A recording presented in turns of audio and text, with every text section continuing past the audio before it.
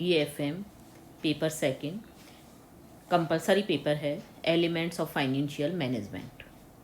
इसकी first unit में first chapter हम कर चुके हैं, कंप्लीट हो चुका है हमारा। सेकंड चैप्टर में फाइनेंशियल एनालिसिस में फाइनेंशियल स्टेटमेंट्स की बारे में हम पिछले लेक्चर में पढ़ चुके हैं, जिसमें हमने फाइनेंशियल स्टेटमेंट्स, वित्तीय विवरणों का अर्थ परंपरागत विचारधारा के आधार पर, आधुनिक विचारधारा के आधार पर हम पढ़ चुके हैं। वित्तीय विवरणों के उद्देश्य के बारे में जान चुके हैं। वित्तीय विवरणों की प्रकृति के बारे में हम पिछले लेक्चर में पढ़ चुके हैं।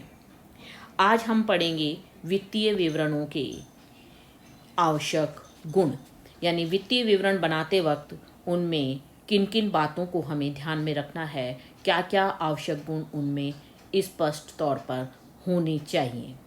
तो पहला है पूर्णता। वित्तीय विवरणों में जितनी भी सूचनाएं दी जाती हैं वो क्या होनी चाहिए? पूर्ण होनी चाहिए, संपूर्ण होनी चाहिए। अपूर्ण सूचना वाले जो भी वित्तीय विवरण होते हैं, उनसे जो भी उद्देश्य हमारा होता है उसकी पूर्ति हम नहीं कर पाते हैं। तो सूचनाओं की पूर्णता के लिए हमारे पास में आवश्यक तालिकाएं, विवेचना, टिप्पणी और स्पष्टीकरण अवश्य होना चाहिए। दूसरा है प्रासंगिकता। जो भी वित्तीय विवरण बनाए जाते हैं उनमें हम ये ध्यान में रखते हैं कि जो भी उद्देश्य हमारा निर्धारित किया गया है उस उद्देश्य के संदर्भ में आवश्यक सूचनाएं हमारे पास में हों। कोई भी प्रासंगिक बात छूटनी नहीं चाहिए। यदि वित्तीय विवरणों में उद्देश्य के अनुसार सूचनाएं नहीं होती हैं तो उनके आधार पर निकाले गए जो भी निष्कर्ष होंगे हमारे, उनका कोई भी महत्व नहीं रहेगा। तीसरा है बोधगम्यता। वित्तीय विवरण का प्रमुख उद्देश्य उपक्रम के जो भी साधन हैं और जो भी कार्य उपक्रम के द्वारा किए जा रहे हैं उनके निष्पादन के संबंध में सूचनाएं उपलब्ध करवाना होता है। इनमें दी हुई सूचनाएं सरलतापूर्वक समझ में आने वाली होनी चाहिए, और यदि वित्तीय विवरण जटिल और कठिन होगा तो ऐसी स्थिति में उसका महत्व, उसकी उपयोगिता नहीं रहेगी। फोर्थ है यथार्थता। वित्तीय विवरण में जितनी भी सूचनाएं दी जाती हैं वो सूचनाएं संस्था की प्रगति, वर्तमान स्थिति और भविष्य को यथार्थता या सच्चा ज्ञान हमें होना चाहिए। असत्य सूचनाएं जो भी होंगी, जो भी हमारे पास आएंगी, उससे कानूनी दायित्व भी उत्पन्न हो सकता है। पांचवा है तुलनात्मकता।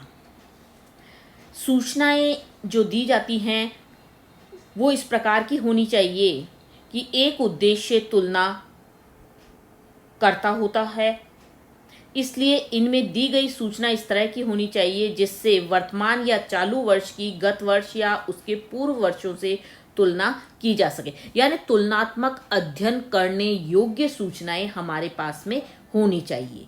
तो तुलना के लिए आवश्यक है सूचनाएं मुद्रा के रूप में हों या किसी अन्य समान माप के रूप में हों, जैसे किलोमीटर, लीटर, मीटर, घन मीटर, इनमें दी जानी चाहिए। तो एक समान माप होना चाहिए, सभी सूचनाओं का अलग अलग माप नहीं होना चाहिए।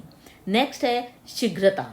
वित्तीय विवरण जो हैं वो अवधि समाप्ति पर तुरंत उपलब्ध हो जाने चाहिए, यानी वित्तीय वर्ष की अवधि समाप्ति जो होती है उस पर तुरंत उपलब्ध होनी चाहिए। यदि इनको उपलब्ध नहीं हो पाते हैं और हमें देरी हो जाती है तो ऐसी स्थिति में वित्तीय विवरण उद्देश्यहीन और उपयोगिता रहित हो जाता है। नेक्स्ट है विश्वसनीयता। वित्तीय विवरणों में दी गई सूचना यथार्थ होती है तो वित्तीय विवरण विश्वसनीय होंगे, और यदि वो यथार्थ नहीं होती है तो वित्तीय विवरण निर्णयन के लिए प्रयोग किए जाने में सफल नहीं हो पाएंगे। नेक्स्ट है विश्लेषणात्मक। वित्तीय विवरण की प्रकृति जो है वो विश्लेषणात्मक होनी चाहिए। यदि वित्तीय विवरण किसी तथ्य को ही प्रकट करने वाले ना हों बल्कि उसके कारणों को भी यदि वो व्यक्त करने वाले हों तो ऐसी स्थिति में सही निर्णय लिए जा सकते हैं। तो वित्तीय विवरणों में जो भी हम ऊपर गुण बता चुके हैं वो सभी गुण उसमें होने चाहिए, तभी हम वित्तीय विवरण की सफलता को प्राप्त कर सकते हैं। नेक्स्ट टॉपिक है वित्तीय विवरणों का विभिन्न पक्षकारों के लिए महत्व। वित्तीय विवरण आधुनिक युग में बहुत ही महत्वपूर्ण प्रपत्र हैं हमारे सामने, और इन विवरणों में विभिन्न व्यक्ति या संस्थाएं जो होती हैं वो भिन्न भिन्न उद्देश्यों में रुचि रखते हैं। वित्तीय विवरण उन सभी के लिए विभिन्न कार्य करते हैं जो वित्तीय विवरण में अपनी रुचि दिखाते हैं। अब इनमें कौन कौन हो सकते हैं? पहला है विनियोक्ताओं के लिए। अब विनियोक्ताओं में कौन कौन हो सकते हैं? अंशधारी भी हो सकते हैं और ऋण पत्रधारी भी हो सकते हैं। तो विनियोक्ताओं के लिए वित्तीय विवरणों का बहुत ही अधिक महत्व होता है। एक बार व्यावसायिक संस्था से संबंध स्थापित यदि हो जाता है तो उसके बाद उसका हित दीर्घकालीन हो जाता है, और वो केवल शोधन क्षमता में ही रुचि नहीं लेते बल्कि संस्था की लाभार्जन शक्ति और भावी विकास में भी वो लोग रुचि लेते हैं। तो यहाँ दो प्रकार के विनियोक्ता हैं हमारे पास में, अंशधारी और ऋण पत्रधारी। तो पहले हैं अंशधारियों के लिए। यदि विनियोक्ता अंशधारी होता है तो वो इन विवरणों की सहायता से ये ज्ञात करना चाहता है कि उनको विनियोजित पूंजी पर लाभांश किस दर से मिलता है और भविष्य के में इसके मिलते रहने की क्या संभावनाएं हैं। वो वित्तीय लेखों के आधार पर केवल वर्तमान स्थिति और लाभार्जन शक्ति या प्रगति के विषय में ही ज्ञान प्राप्त नहीं करना चाहता, बल्कि पूंजी संरचना में भावी परिवर्तन, भावी योजनाएं में भावी विकास की संभावनाओं के बारे में भी वो जानकारी चाहता है। और वे कंपनी से मिलने वाले लाभांश की तुलना अन्य स्थानों में विनियोग पर मिलने वाली आय से भी करता है, और ये सब सूचनाएं वित्तीय विवरणों से ही प्राप्त हो सकती हैं उसको। दूसरा है ऋण पत्रधारियों के लिए। यदि विनियोक्ता ऋण पत्रधारी होता है तो उसका हित कुछ सीमित हो जाता है। वो वित्तीय विवरणों के आधार पर यह जानना चाहता है कि क्या उसके द्वारा ऋणों पर ब्याज का भुगतान कंपनी बराबर करती रहेगी, और क्या शोधन तिथि आने पर ऋण पत्रों का भुगतान पूर्ण रूप से कर सकेगी। इस दृष्टि से वित्तीय विवरण ऋण पत्रधारियों के लिए बहुत ही महत्वपूर्ण हो जाते हैं, क्योंकि इनके आधार पर ही ऋण पत्रधारी अपनी धारणाओं और मान्यताओं के बारे में ठोस अनुमान लगाता है। नेक्स्ट है प्रबंध के लिए। कंपनी के जो प्रबंधक होते हैं उनका कर्तव्य कंपनी को सुचारू रूप से चलाना होता है और साथ ही भविष्य के लिए योजना बनाना होता है। तो वित्तीय विवरणों के आधार पर ही वे ऐसा कर सकते हैं कि संस्था को सुचारू रूप से भी चला सकते हैं और योजनाएं भी बना सकते हैं भविष्य के लिए। तो प्रबंधक को सुचारू रूप से अपनी क्रियाओं को करने के लिए अनेक प्रकार की सही और विश्वसनीय सूचनाओं की आवश्यकता होती है, और ये जो सही और विश्वसनीय सूचना मिलती है वो कहाँ से मिलती है? उसको वित्तीय विवरणों से मिलती है। इन वित्तीय विवरणों से सही सूचना और विशेष सूचना एकत्रित करते व्यवसाय के संचालन और नियंत्रण में वो सहयोग देते हैं। नेक्स्ट है बैंकों के लिए। वित्तीय विवरणों का महत्व जहां एक और प्रबंधक के लिए होता है, ऋण पत्रधारी के लिए होता है, अंशधारी के लिए होता है, वहीं एक और बैंकों के लिए भी इसका अपना महत्व होता है। बैंकिंग कंपनियां होती हैं या कोई अन्य वित्तीय कंपनियां होती हैं, उनके लिए इनका महत्व काफ़ी अधिक होता है। तो कंपनी को ऋण देते समय बैंक ये विश्वास करना चाहते हैं कि कंपनी को दिया गया ऋण पूर्ण रूप से भुगतान तिथि पर प्राप्त हो जाएगा या नहीं हो पाएगा।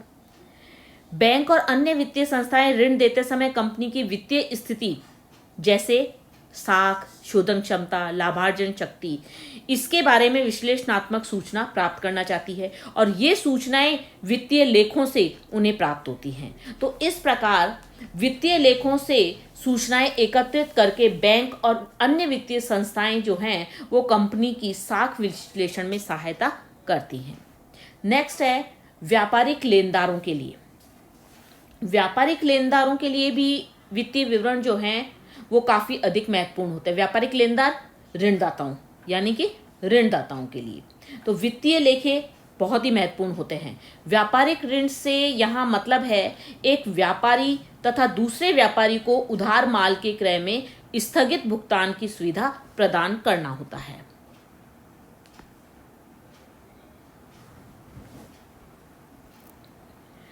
साथ ही इसमें ये देखा जाता है कि अल्प अवधि के ऋणदाता यदि होते हैं तो स्थगित भुगतान की सुविधा उन्हें प्रदान कर जाती है। इनका उद्देश्य वित्तीय विवरणों के आधार पर चालू संपत्तियों और चालू दायित्वों की तुलना करना होता है, ताकि वो ये ज्ञात कर सकें कि उनकी राशियों का भुगतान करने की क्षमता कंपनी में है या नहीं है। नेक्स्ट है सरकार के लिए। कंपनी को पूंजी प्रदान करने वाले वर्ग के हितों की रक्षा करना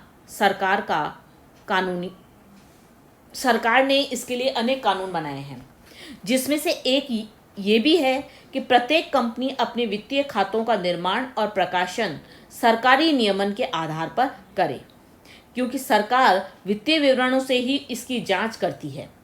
आजकल सरकार आर्थिक विकास में अपनी भूमिका बहुत सक्रिय कर चुकी है, जिसके लिए कंपनियों के संबंध में अनेक सूचनाएं एकत्रित उसे करनी पड़ती हैं। यदि किसी भी संस्था का कुप्रबंध है तो ऐसी स्थिति में सरकार कंपनी को अपने नियंत्रण में ले सकती है, और इस दृष्टि से सरकार के लिए वित्तीय विवरण जो हैं हम कह सकते हैं कि काफ़ी अधिक महत्वपूर्ण है। नेक्स्ट है आयकर अधिकारी के लिए। आयकर अधिकारी का क्या देखता है? कर योग्य आय की गणना किसके आधार पर करेगा? वित्तीय लेखों के आधार पर करता है। इसलिए आयकर अधिकारी के दृष्टिकोण से भी इन विवरणों का अपना एक विशेष महत्व होता है। 7वां पॉइंट है व्यापार परिषदों के लिए। सामान्यतया एक उद्योग विशेष के लिए या अनेक उद्योगों के लिए उद्योगों के मालिकों द्वारा अपने सामूहिक हितों की रक्षा के लिए व्यापार परिषदें गठित की जाती हैं, और ये जो व्यापार परिषदें होती हैं, ये परिषदें सदस्य फर्मों या कंपनियों के लिए वित्तीय विवरण प्राप्त करके उनके विश्लेषण से उद्योग के प्राप्ति की प्रवृत्ति का अध्ययन करती हैं और साथ ही विभिन्न फर्मों की आपस में तुलना करती हैं। नेक्स्ट है स्टॉक एक्सचेंजों के लिए। स्कंद विपणी केंद्रों पर सूचीबद्ध कंपनियों के अंशों और ऋण पत्रों का क्रय विक्रय होता है, ये तो आप जानते ही हैं। और सूचीकरण के नियमों के अंतर्गत कंपनियों को अपने वित्तीय विवरण स्टॉक एक्सचेंजों को भेजने होते हैं, जो उनका विश्लेषण करके आवश्यक सूचनाएं अपने प्रकाशकों में प्रकाशन जो होते हैं उसमें प्रकाशित करते हैं, और जिनका लाभ विनियोक्ताओं व अन्य लोगों को प्राप्त होता है। नेक्स्ट है 9 पॉइंट श्रमिकों व अन्य कर्मचारियों के लिए। कंपनी के लिए श्रमिक और अन्य कर्मचारियों का हित भी कंपनी की प्रगति पर निर्भर करता है। वित्तीय विवरणों के आधार पर ये लोग कंपनी की प्रगति का ज्ञान प्राप्त करते हैं और अपनी मांगे प्रबंधकों के सामने रखते हैं। लास्ट पॉइंट है अन्य वर्गों के लिए। इन सब के अलावा कुछ और लोग भी हैं जिनका हित वित्तीय विवरण में होता है, जैसे अतिरिक्त ग्राहक हुए, समाज सुधारक हुए, अर्थशास्त्री हुए, राजनीतिज्ञ हुए। ये लोग भी इसमें वित्तीय विवरण से सूचनाएं एकत्रित करते हैं और उससे आगे बढ़ने का प्रयास करते हैं, शोध करने का प्रयास करते हैं, रिसर्च करने का प्रयास करते हैं। नेक्स्ट है वित्तीय विवरणों की सीमाएं। इसमें पहला पॉइंट है सूक्ष्मता का अभाव। वित्तीय विवरणों के तथ्यों में बहुत ही अधिक सूक्ष्मता नहीं होती है। सूक्ष्मता का मतलब बारीकी जो होती है, क्योंकि इनकी विषय सामग्री ऐसे मामलों से संबंधित होती है जिसे सूक्ष्मता से व्यक्त नहीं किया जा सकता। ये तथ्य लेखांकन मान्यताओं और प्रथाओं पर आधारित होते हैं। दूसरा है गैर मौद्रिक तथ्यों का समावेश ना होना। वित्तीय विवरण व्यवसाय का सही चित्र हम प्रस्तुत नहीं कर सकते, क्योंकि इनमें केवल मौद्रिक तथ्यों को ही शामिल नहीं किया जाता, बल्कि गैर मौद्रिक तत्वों को भी इनमें शामिल किया जाता है, क्योंकि गैर मौद्रिक तत्व भी व्यवसाय को प्रभावित करते हैं। थर्ड है ऐतिहासिक प्रलेख। वित्तीय विवरण जो होते हैं वो ऐतिहासिक प्रलेख होते हैं और व्यवसाय की वर्तमान स्थिति का सही चित्रण नहीं करते हैं। चौथा है भूतकालीन घटनाओं पर आधारित। वित्तीय विवरण जो होते हैं वो भूतकालीन घटनाओं पर आधारित होते हैं और ये भविष्य के बारे में जानकारी नहीं देते हैं। पांचवा है ऊपरी दिखावे। वित्तीय विवरणों में ऊपरी दिखावों का सहारा लेकर संस्था की स्थिति को वास्तविकता से अधिक अच्छा दिखाया जाता है। उसकी वास्तविक स्थिति तो कुछ और होती है, लेकिन उसको दिखाया बहुत ही अच्छा जाता है। छठा है अंतरिम प्रतिवेदन। वित्तीय विवरण जो होते हैं उनमें अंतरिम प्रतिवेदन होते हैं वो एक प्रकार से, क्योंकि व्यवसाय के वास्तविक लाभ की जानकारी व्यवसाय के समाप्त होने के बाद ही जानी जा सकती है, उससे पहले नहीं जानी जा सकती। सातवां है मूल्य परिवर्तन को न दर्शाना। वित्तीय विवरण मूल्य परिवर्तनों को भी नहीं दर्शाते। विभिन्न वर्षों के वित्तीय विवरणों में दिखाए गए तथ्य जो हैं वो तुलनीय नहीं होते हैं। और लास्ट पॉइंट है व्यक्तिगत पक्षपात और ज्ञान से प्रभावित। वित्तीय विवरण के जो डेटा होते हैं वो मूक होते हैं, उनमें कुछ भी निष्कर्ष निकाला जा सकता है। इनके आधार पर निकाले गए निष्कर्षों में प्रयोगकर्ता की व्यक्तिगत भावनाओं और ज्ञान का प्रभाव ज़्यादा पड़ता है, इसलिए इसे कहा जाता है कि ये व्यक्तिगत पक्षपात पर आधारित होते हैं। तो इस प्रकार से आज हमने पढ़ाई की है वित्तीय विवरणों की सीमाएं, वित्तीय विवरणों के आवश्यक गुण, वित्तीय विवरणों से विभिन्न पक्षकार किस प्रकार से प्रभावित होते हैं, किस प्रकार से विभिन्न पक्षकारों के लिए ये महत्व रखता है।